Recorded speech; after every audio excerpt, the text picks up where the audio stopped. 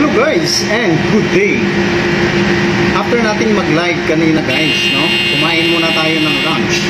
At ngayon guys, no, on standby tayo sa engine room. Engine control room guys. Gawa nga ng bumitaw na tayo guys sa terminal, no? Kasi tapos na tayo mag-loading at mayroon na tayong instruction para bumitaw na sa terminal.